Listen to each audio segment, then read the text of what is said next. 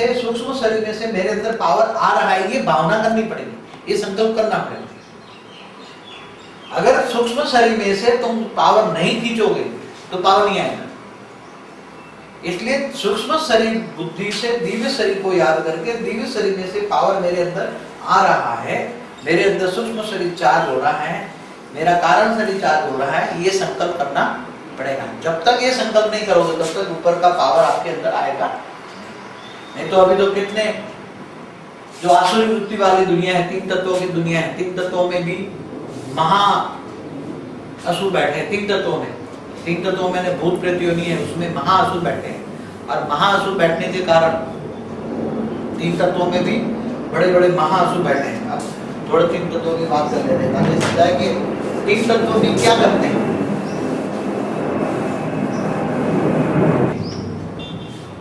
ये पृथ्वी के ऊपर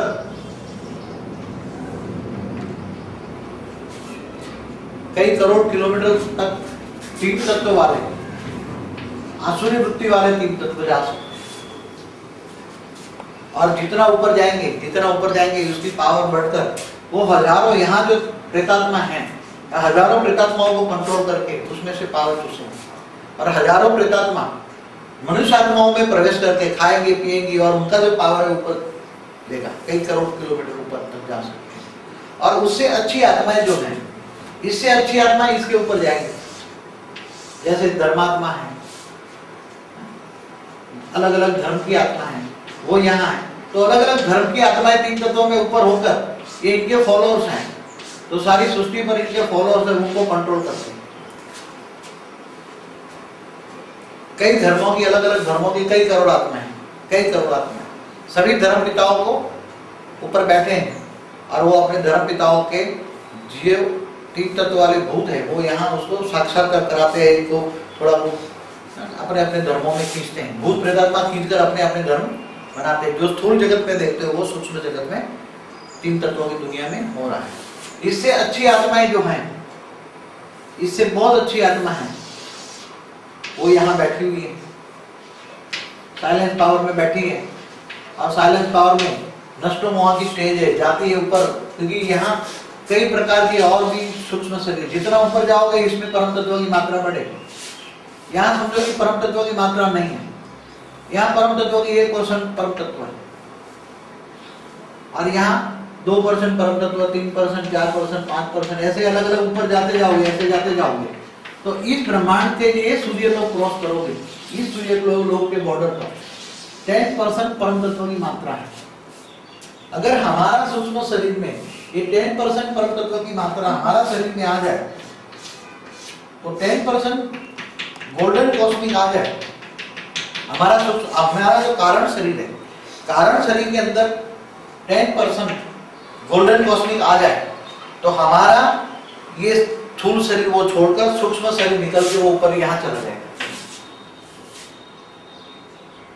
अगर 2% की कॉस्मिक आ जाए तो भी ये छोड़कर इधर चला जाएगा। 3% कॉस्मिक, क्योंकि नष्टो मोह की स्टेज होने से आत्मा के अंदर वायुमंडल, यहाँ की वायुमंडल में 2% कॉस्मिक है, यहाँ का वायुमंडल में ऊपर जैसे जाओगे ऐसे कॉस्मिक पावर बढ़ती जाएगी, परम तत्वों की मात्रा बढ़ती जाएगी। क्योंकि यहाँ स्थूल दुनिया के अंदर कॉस्मिक पावर ना के बराबर है, समझ? इसलिए आप ओम की ध्वनि करो या भक्ति करो, कुछ भी करो, आपके अंदर क्या आएगा? ब्लैक कॉस्मिक आएगा। और ब्लैक कॉस्मिक आने से आपका मन साफ नहीं होगा। इवन भक्ति करते करते भी संकल्प चलेंगे, भक्ति करते करते भी निसंकल्प नहीं तो भगवान को याद करते करते भी निसंकल्प नहीं होते। आज मंदिरों का वायुमंडल क्या हो गया? नहीं तो मंदिरों का वायुमंडल कितना सत्व प्रधान होना चाहिए, क्योंकि वहां गोल्डन कॉस्मिक होनी चाहिए, मगर मंदिरों के अंदर क्या हो गया? वहां पॉजिटिव वायुमंडल। यहाँ मंदिर बैठ के मंदिरों में भी संकल्प चलेंगे। जब मंदिरों में बैठकर ही संकल्प चल रहे हैं तो वहां का वायुमंडल और घर के वायुमंडल में क्या फर्क? जब भक्ति करते हैं तब भगवान को याद करते हैं, और भगवान को भी क्या याद करते हैं? मेरे लिए कभी मांगने वाला, जो भगवान से मांगता है भगवान मेरा ये हो जाए, ये हो जाए, ये तो भिखारी हो गया। क्या हो गया? भगवान से जो मांगता है वो भिखारी है। इसलिए कर्म की इच्छा मत रखो। कृष्ण ने गीता में क्या कहा? कर्म करते जाओ। अपना क्या कर्म करते जाओ? अच्छे कर्म करते जाओ। अच्छे कर्म क्या है? लोग क्या समझते हैं? मंदिरों में जाना, मंदिरों में दान करना, ये अच्छे कर्म है। मगर आज जिनके मंदिर तो क्या है, व्यापार का धंधा बन गया है। जिन मंदिर को तुम पैसा देते हो वो तो ट्रस्टी हो गए, लड़कों की शादियों में करोड़ों रुपए बर्बाद करते हैं। मंदिर बिकाऊ है, मंदिरों के जो इनकम होती है, तुम जो भक्त जो पैसा देते हैं मंदिरों को, वो पैसा कहाँ खर्च होते हैं? इनके मंदिरों के जो ट्रस्टी हैं। इंसान जो सोचता है वैसे उसका कारण शरीर भी बनता है। सोचने से क्या सोच रहे हो? अगर अच्छा सोच रहे हो, अगर आत्मा अच्छी सोचती है तो उसका कारण शरीर के अंदर अच्छा सोचने से वायुमंडल के 1% जो गोल्डन कॉस्मिक है वो उसके अंदर आती है। अगर क्रिएटिव काम सोचती है, पॉजिटिव क्रिएटिव, तो उसके अंदर अलग अलग कलर की, ये कलर की आती है। अगर मन शांत है तो वायुमंडल के अंदर ग्रीन कॉस्मिक आती है। अगर मन में गुस्सा है तो वायुमंडल के अंदर से रेड कॉस्मिक आती है। समझ गए? तो रेड कॉस्मिक आने से क्या करता है? सबसे ज्यादा डेंजर कौन है? Red colour. क्यों? क्योंकि वो गुस्सा कराएगा, और गुस्सा करने से तुम्हारा परम वायु तत्व एकदम इम्बैलेंस हो जाएगा। तो सारी ब्लैक, 7 प्रकार की ब्लैक कॉस्मिक आने लगेगी। और ब्लैक कॉस्मिक आने से गुस्से वाला इंसान गुस्सा करने से वो क्या कर रहा है वो उसको पता नहीं होता। गुस्से में किसी को गोली भी मार दे तो भी उसको पता नहीं रहता। और बाद में मगर आजकल क्या होता है, जब गुस्सा करता है तो गुस्सा कराने वाली भी उसके साथ कोई आत्मा होती है, इविल सोल होती है, जो तुम्हें रेज मारकर गुस्सा कराती है। अब गुस्सा करा के फिर तुम्हें उल्टा पुल्टा काम करा के चली जाती है। तो सारी इविल सोल एक दुनिया के अंदर जितनी भी नेगेटिव है ये भी इविल सोल कराती है। और देवी सोल भी है जो पॉजिटिव काम कराती है। कई देवी सोल है कि जो आप जाओगे तो कई मौलवियों के पास, कई साधु संतों के पास ऐसी शक्तियां हैं जो ऊपर से दिव्य शक्तियां वाली यहाँ साधु संतों के पास काम करा रही हैं। वो ऊपर से दिव्य शक्ति उनको भेजती हैं। तो जब कोई आत्मा होती है तो दूसरी आत्मा का शरीर के अंदर कोई उसके शरीर के अंदर कोई नेगेटिविटी है तो वो रेज मारकर, ऊपर से जो पावर आ रही है ऊपर से पावर मार के रेज मार के उसको शिक्षा कर लेती है। तो पावर कहाँ से आ रही है? इस वायुमंडल से नहीं आ रही है। ये आत्माएं अच्छा काम कराने के लिए एक अच्छी आत्मा को सिलेक्ट करती है। ऊपर वाले कई ग्रुप होता है, हजारों आत्माओं का ग्रुप होता है, वो चाहते हैं कि हम इस दुनिया के अंदर अच्छा काम करें, मगर नीचे नहीं आ सकते। ऊपर से देखेगी तो एक काला वायुमंडल दिखेगा। क्या दिखेगा? ऊपर से देखेगी तो काला वायुमंडल दिखेगा, काला धब्बा दिखेगा।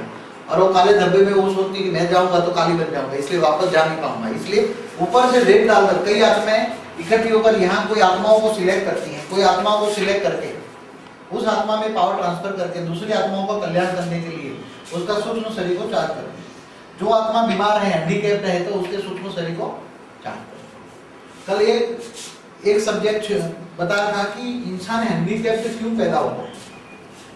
इंसान हैंडीकैप्ड क्यों पैदा होता है?